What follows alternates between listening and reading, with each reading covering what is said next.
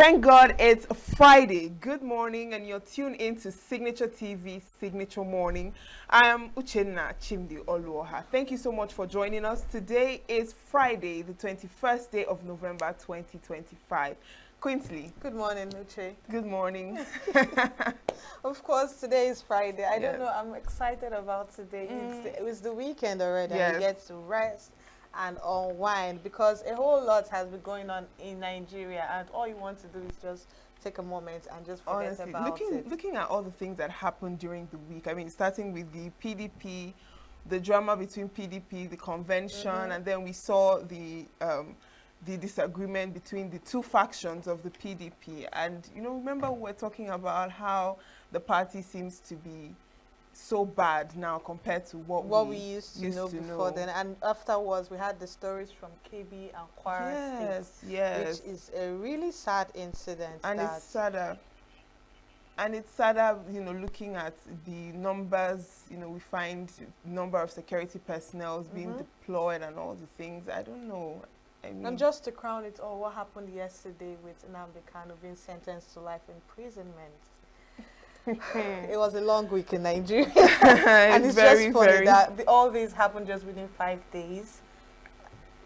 Who knows what would happen? Well, I think Nigeria has to have its own reality show. Exactly. So exactly. That we can see all of these things from another eye. But thank you so much for joining us this morning. In case you missed any of these conversations we had during the week concerning all the issues that trended this week, you can check it out on our social media and also join in our conversations. All right, so this is where just before we go for the newspaper review, I am Quinsley Rowland, and we will be back just to go through the papers for today. This is still Signature Morning. We are just about to kickstart our newspaper reviews, but before the review, let's look at what the dailies have for us. On the Daily Trust newspaper, boldly written, of course, is the Kanu gets life imprisonment after 10-year trial. Wow, all right. Schoolgirls abduction. President asks defense minister to relocate to Kebbi. Can imagine. Can imagine. And we have on the insecurity side, over 50 schools shut in Kwara. Violence in Nigeria affects Christians and Muslims. This is coming from the Pope. And we have Jonathan's concession in 2015 strengthened Nigeria's democracy, says Tinubu. And ACF at 25, leaders demand solution to insecurity. And we have the health workers' strike increases patronage of private hospitals. Now, finally on the Daily Trust, despite capacity of 13,625 megawatts, only 3,781 megawatts of electricity gets to consumers. And over to the Vanguard newspaper, we have the AS Congressman Riley meets Ribadu, security chiefs in Washington. U.S. Congress highlights alleged Christian genocide in Nigeria. Now, terrorism, court jails Kanu for life. Now, if we look at the riders, we see to forfeit the Biafran radio transmitter to FG. Says his broadcasts incited killings, destruction. Justice in Nigeria, not for Southeast. This is from Abaribe. Ndibo imprisoned for life, the ex-Senate President, Nwabara. Nigeria has different laws for Southeast. This is from the Igbo women. And there is a double standard from Ono. You can find all of this on page 5. Okay, then looking at the Eruku Church attack, pattern of targeted violence now clear. And this is coming from CAN Can. Now, Atta responsible for Akwa Ibom's increased allocation from Jonathan. And now, outrage over World Cup Oyster is time to kick out NFF. And also, the Shagun Awolowo is dead, and this is on the page 6. Now we see national interest, Anya, Aganga, Akande, others chart way forward for Nigeria. We also have the Lagos raises 244.8 billion naira bonds for infrastructure. Now let's look at the Guardian newspaper. We can see on page 6, boldly written, we have U.S. lawmakers question Nigeria's will, capacity to curb violence. I think that's the only headline we have. Okay, and we have major win for net oilers. Court lifts access freeze in alleged $1 billion debt dispute. I think that's all we have from the Vanguard paper. Now over to the Nigerian Tribune. Of course, Nnamdi Kanu to appeal as court jails him for life. I knew that was going to be the next step, obviously. WAEC shifts full CBT exam to 2027, rewards 18-year-old Osun State student who emerged WAEC best overall nationwide. And we also have grandson of Obafemi Awolowo, Olusegun Awolowo, is dead. And Kwara Church kidnappers demand 100 million naira ransom on each victim. Government orders school closure in 5 local government areas. That is a lot. That's a lot of money for each victim. People. Crazy. Wow. And from the Punch newspaper, of course, boldly written, life jail for Kanu. Southeast leaders rally for political solution. With the rider Kanu to appeal judgment, Igbo elites to meet Tinubu. How Kanu sparked courtroom chaos before his life sentence. Now, the Punch says heavy ransom. Bandits demand 3 billion naira to free Kwara churchgoers. So we are seeing 100 million in the other newspaper, and we're seeing 3 billion in the other one. I think it's an accumulated. Yes, everything. So, Auditor General indicts CBN over recycled 29.7 billion naira dirty banknotes. Alleged genocide. U.S. Congress split over Nigeria's CPC designation. Okay, so on this one, Ondo madman stabs NSCDC personnel to death. Wow. This is on the page 4. Tinubu governor celebrates Jonathan at 68. Okay, so over to the Nation newspaper. Written boldly is fireworks in U.S. Congress over Nigeria's insecurity. With the writer, lawmakers split on religious labeling of insurgency. Now, looking at news page 4, we have some headlines.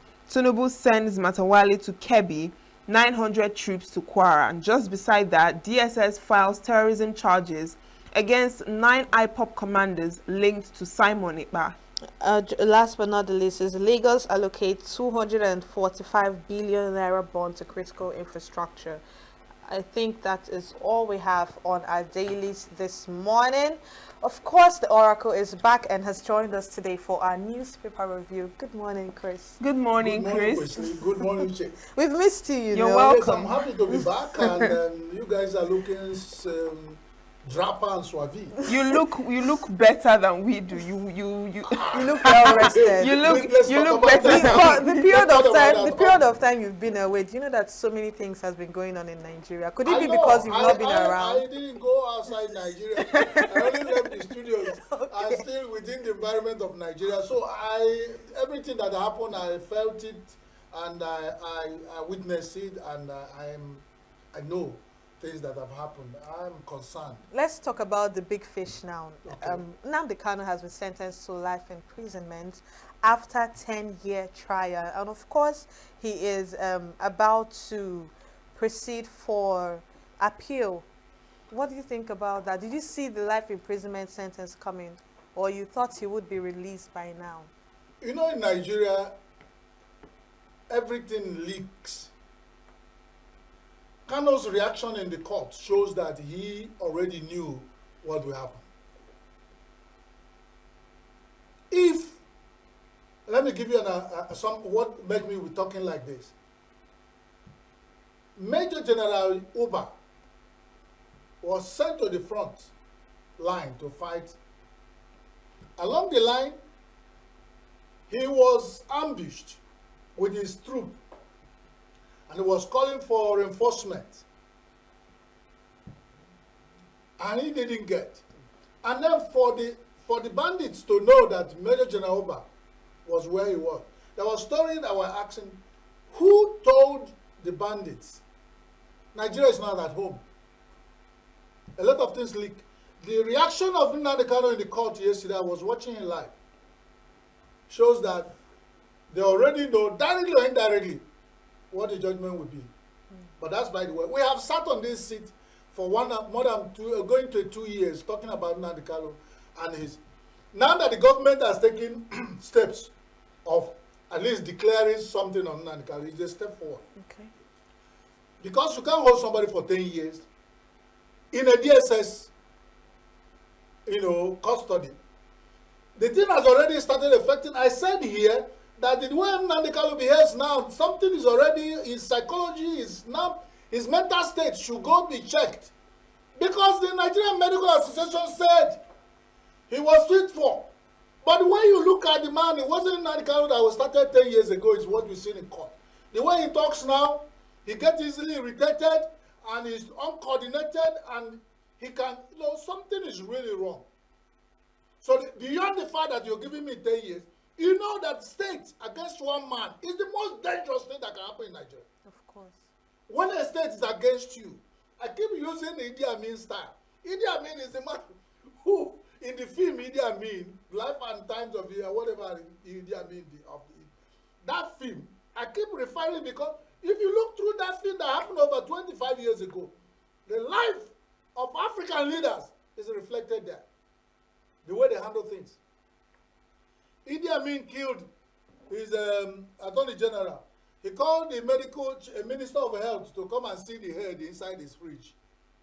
And he told the man to go and write a report that the man died of a heart attack. And he said, why should I do this, Mr. President? So, don't write. If you don't write, somebody will write a report that you died of accident, traffic accident. So the man has no choice. That's Africa for you. Much has not changed. Government money for government house. The appeal court, government is held in Nnamdi Kanu. He was in custody. A lot of courts released him and said he is free to go. They held him back. They never allowed him to go anywhere. And they held him in custody and wrote a fresh charge. The one that now is the same government that were writing the same charge. So we don't see anything. We're not challenging. Government is government. The power resides with government. And they are free to use it. We are only reviewing how they use it, whether they're using it for good or bad. Nobody is challenging it. Federal government of Nigeria is led by Tinubu. And they are taking their decision. Like one of the professors in the Nigerian university said, whether they are taking good decision or taking bad decision, they are taking decision all the same. So they are taking decision, they've taken decision on Nnamdi Kanu. And they've told us where. So from the decision they've taken, at least you can hold something tangible. They're not saying Nnamdi Kanu should stay in jail for life. They didn't factor the 10 years. That brings in the slow nature of Nigerian criminal justice. Nnamdi Kanu is a prominent figure we are hearing. Many Nigerians are in jail awaiting trial. And if their offense demand about 2 years jail term, some of them have spent 12 years. I witnessed it in Oji River prison. I was working with an NGO. They went for prison delivery, or what they call it, prison liberation. They went there and saw a young man who stole 2 crates of coke at 9th Mile. He has been in jail for 12 years. Meanwhile, when we look at the constitution, his offense shouldn't attract more than 3 months jail. But he has been in threat. And most ATMs in Nigerian prisons, when you're talking about Nigerian criminal justice system, it's as low as 30s, very old 30s, not even a new one, a good young one. So we are seeing everything we are taking and talking about Nigeria brings Nigeria to the fore, and people are seeing how this country called Nigeria operates. And we should reflect on it and not be like what people say we are. Because everything predicted about Nigeria happens that way. It shows, watch out, this will happen, it will happen. Watch out, this will happen, There's a very bad influence for Nigeria. It's a bad impression to create to the world, international community. Okay, speaking about bad impressions, the insecurity situation seems to be escalating. We had the Kwara incident and the Kebbi, and now we're seeing that the kidnappers for the Kwara church, they are demanding 100 million ransom on each victim. So that should be approximately the 3 billion we saw on the Punch newspaper. And we're seeing that the president asked the this guy to relocate, Matawale to relocate to Kebbi State because of. So, I mean, let's just look at that holistically. This is not the first time that when this insecurity and banditry will rise to crescendo, and the sitting president will ask the chief of army staff to go and relocate. There are many times even the president himself relocated during Buhari. He went to Borono. He dressed in camouflage, swag with army swagger stick, and he went there. What this tells you is that the hysteria of the young thief, the advising young thief, not to stop a young thief. And the man is carving the instrument he will use to steal more yam in his heart. The bandits and terrorists in Nigeria are getting more bold. They are the issue of the children eating legendary mushroom. They say, what killed your mother? He said, mushroom. What killed your papa? Mushroom. What killed your grandfather? Mushroom. You wake up in the morning and saw the children holding mushroom. That is what is happening with the. They said, killing in Nigeria is profiled. Christians are killed. And people say Muslims are killed too. We agree. Everybody in Nigeria is being killed now because one being the he-goat does not know who the mother is when the heat is up. So everybody is involved in this. Now the issue is, you can see at this point that the bandits have captured more than 38 people or so, and they are demanding 100 million, and those are Christians. The same people in Nigeria. How many Muslims have been captured and demanded this money? And they say it's not profile. Tell us, convince us. At this point, it's like some people are bent on making sure Nigeria sinks. If a country like USA said Nigeria is designated as a country of particular concern, and people are still doubting it, they said diplomatic, let's talk to Trump and see whether we can. Look at today. Is it that Trump and White House are not reading Nigerian headline newspaper? But they are accusing the US of triggering these. What did they trigger? Is it that they are the people who send the bandits? I mean, it's possible. Anything is possible in Nigeria because Nigerians can talk. The fact is that if it is the US that they are sending, triggering this, do quick diplomatic meeting with them. I beg, stop triggering. But I don't see any reason why somebody said your country is a particular concern and I trigger. Is it that Nigeria is not a country of particular concern? Let us be very sincere. Before now, when did the US declare sea peace? How every day in this you have been on this seat, Uche, for how long? Calculate in your mind the number of people Nigerians killed. Is it not enough to say to yourself, Nigerians will declare their own country of concern? Our security agencies know Nigeria is country of particular concern because Nigerians are being killed, security agents are being killed, everybody is being killed. The only people that are not being killed enough are the big men. They conclude themselves in Abuja speaking Oyibo. Why Nigerians are dying? And that's why we are still talking about this. That's why people will be talking about this. US trigger. This is why America will, very soon, Britain will trigger. Where is Britain? The mother of Nigeria in all this. What have they triggered? They've not made a statement. If you call your Oba, Opokoro, Abotobi will use it to fetch. They will just use it to fetch ash. And that is overnight ash. In Igbo land, overnight ash is a symbol of death and uselessness. Nigeria has called out, declared by action and inaction, directly or indirectly, which all means has shown that Nigeria does not have a value in the eyes of foreign community. And now you expect them to come and embrace you and paint you. Where are all the agencies that are supposed to tell the world what's happening and tell Nigeria what happened and take charge of our stories? And we are allowing people to write our stories, whether rightly or wrongly. Whatever they give you, you take. So I am not involved. Just imagine Nigerians, how many Nigerians who have come, the only succor they have. Beyond hunger and hardship, you go to church to pray. And people suddenly will hear gunshots and you are abducted. And you have not even eaten. Probably you are going there like Nigerians are religious people praying to God for daily bread. And they are told you that you will pay 100 million on your head. If any Nigerian had 100 million, they won't be going to church in that time of the day when they were abducted. And it's not like it was midnight. I think it was still clear as day when it Oh happened. God, Just help stress Nigeria. it So out. what then we need to be very clear about what we're saying. We are the people who fetch this firewood, ant infested. Lizard had come for a visit. We need to take action. All these stories will not help us because every day we are still by our body language and by everything showing the world that we are not at home. And the way you say it, you like you are not patriotic.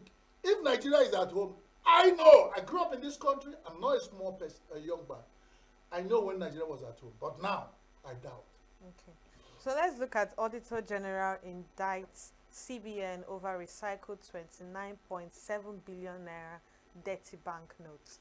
Is that It's a house against itself.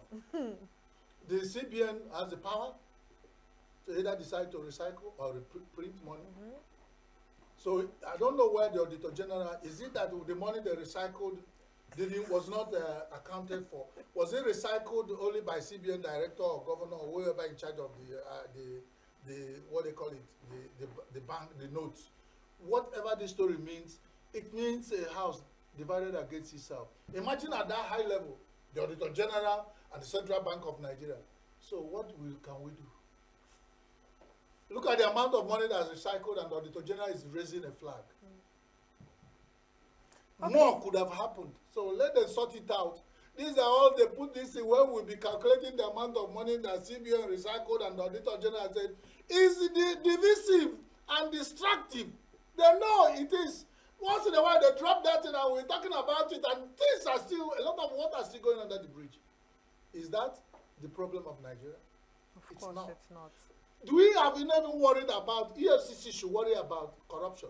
We are talking about hunger and hardship, but now life in Nigeria is the most expensive thing.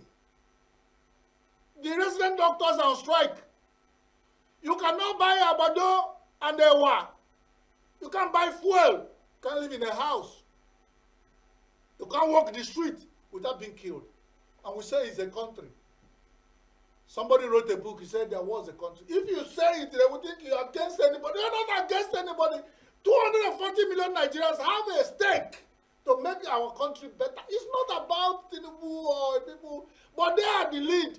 They should take lead and tell us what to do.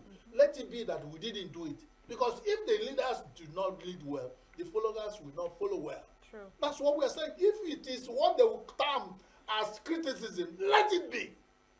We are tired of suffering. We are tired of insecurity.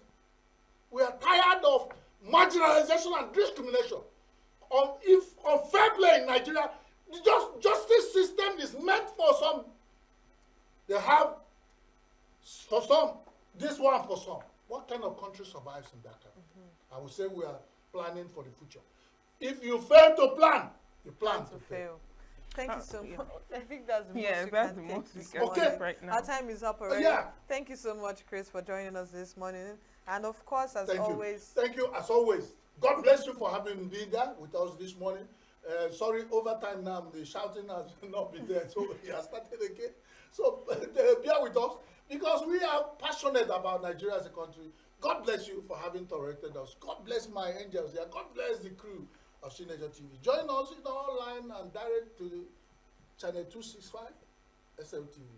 We are going somewhere. God bless me too. But remember, God blessing are for those who deserve to be blessed. Of course. God bless you too, Thank Chris. you. Thank you so much. And we are handing over to Abuja to take over Signature Morning. We will be back.